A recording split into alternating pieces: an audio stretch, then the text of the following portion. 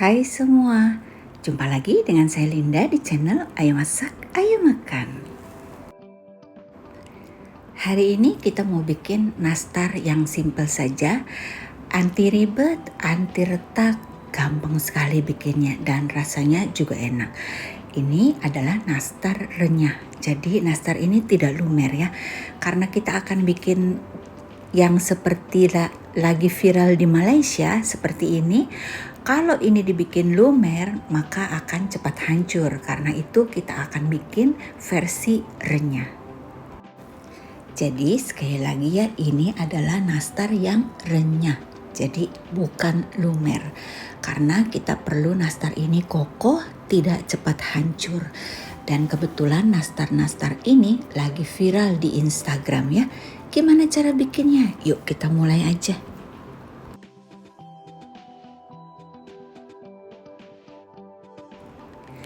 ...150 gram mentega atau margarin, atau kalian mau campur mentega dan margarin bebas ya. Mereknya apa saja boleh, dan kita akan tambahkan dengan gula halus. Gula halusnya di sini saya pakai 20 gram. Kalau kalian mau pakai lebih banyak 30 gram, 50 gram boleh, bebas saja. Dan juga saya akan tambahkan dengan tepung maizena dan susu bubuk, banyaknya sama 25 gram masing-masing, dan 1 kuning telur. Karena kita akan bikin nastar yang lagi viral di Malaysia, dan kebanyakan orang Malaysia pakai susu kental manis di dalam adonan. Jadi hari ini saya pakai saja. Tapi kalau kalian tidak mau pakai, ini bisa di skip ya, tidak perlu. Kalau kalian tidak pakai susu kental manis, kalian gulanya ditambahin. Di sini saya pakai susu kental manis sebanyak 20 gram dan tepung terigu protein rendah sebanyak 250 gram. Untuk terigunya di sini nanti kalian gunakan bervariasi, kita pakai insting saja. 250 gram kalian masukkan bertahap. Bisa dimasukin semua, bisa tidak. Jadi nanti bebas-bebas saja ya. Nah, untuk model pertama kita pakai sepuit acuan nomor 139, kita akan bikin nastar gulung. Untuk nastar gulung ini supaya hasilnya lebih lumer, kalian bisa pakai terigunya 200 gram saja, jangan 250 ya. Di sini untuk yang nastar gulung, terigunya saya pakai hanya 200 gram. Kemudian baru saya tambahin terigu lagi.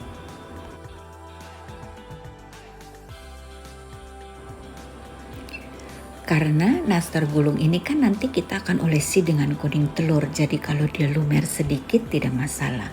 Nah, untuk nanasnya kita gulung dulu, gulungnya seperti ini ya, kayak kapsul gitu, kita langsung taruh. Dan ini kalau kalian bisa pastikan bikinnya ini lebih baik satu dicetak, isi terus dibuletin, satu cetak, isi terus dibuletin, jangan seperti saya ini.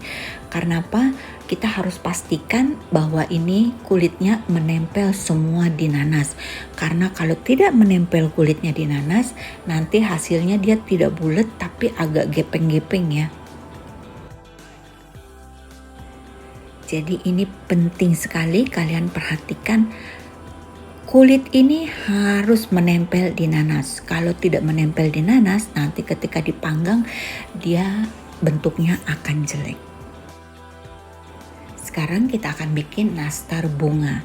Nah, untuk nastar bunga ini kita giling, kita tipiskan dengan penggaris ukuran 0,5 cm. Dan untuk cetakan bunganya saya pakai yang satu set, di toko online saya ada jual, saya pakai yang nomor 2. Kita juga perlu cup nastar yang nomor 5,5 ya. Nah, ini kalau kalian tidak balik, maka ketika kita angkat kadang-kadang somplak ujung-ujungnya. Karena itu kita harus balik dulu, jadi kita ambilnya dari belakang. Dengan cara demikian hasilnya akan mulus. Mohon maaf ya kalau suaranya saya kali ini tegas banget, karena saya capek, banyak banget yang komen suaranya horor lah ini itu ya. Jadi saya ngomongnya galak-galak aja nih sekarang. Nah, ini kita ambil satu, kita isi dengan nanas. Nastarnya kita balikin dulu, baru kita tutupi dengan cup. Dengan cara demikian hasilnya dia akan pas, tidak miring-miring. Dan untuk nanasnya sebaiknya kita ambilnya jangan dengan tusuk gigi. Kalau pakai tusuk gigi ada bekas tusuk giginya, jadi diambil saja pakai tangan ya. Nah ini kalian lihat sekali lagi dari belakang ya, ditaruh cup nastarnya, jadi hasilnya dia tidak miring.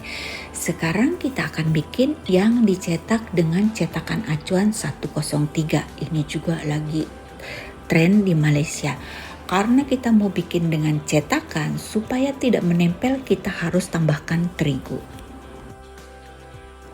Dan kita akan giling dengan penggaris cookies ukuran 0,8 cm. Penting sekali cetakannya kita harus kasih terigu yang banyak, dan atas kulitnya ini juga kita kasih terigu. Dengan cara demikian tidak menempel. Kalau ketika kalian cetak adonannya ini masih menempel di cetakan, kalian tambahin lagi terigu di adonan, karena hanya dengan terigu yang banyak dia tidak menempel. Jadi kalau terigunya banyak hasilnya keras dong Ci. Iya betul, dia sedikit keras ya, karena untuk dapat hasil yang cantik, tidak somplak-somplak, kita harus menggunakan terigu yang banyak. Tapi kalau kalian tidak mau pakai terigu yang banyak di adonan, ada caranya. Kalian harus rajin olesi cetakannya dengan terigu, dan atasnya adonan kita kasih terigu lagi. Dengan cara demikian kita ada terigu di cetakan dan kita ada terigu di permukaan kulit. Dengan demikian cookiesnya lebih gampang tidak copot ya.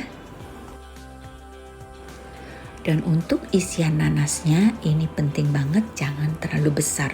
Pertama saya besar-besar 5 gram, ternyata jelek hasilnya ya, kegedean gitu. Jadi sebaiknya 4 gram saja.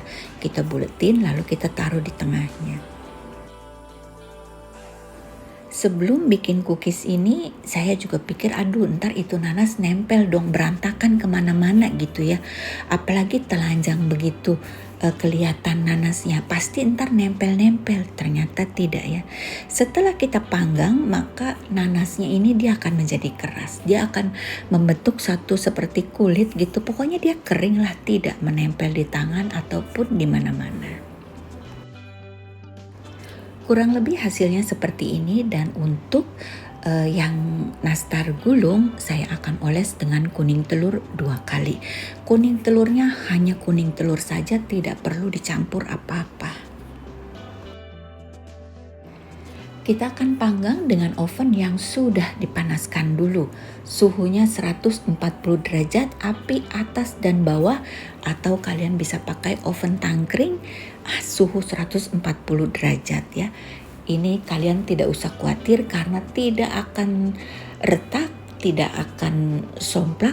Pokoknya ini gampang banget, anti ribet, anti gagal.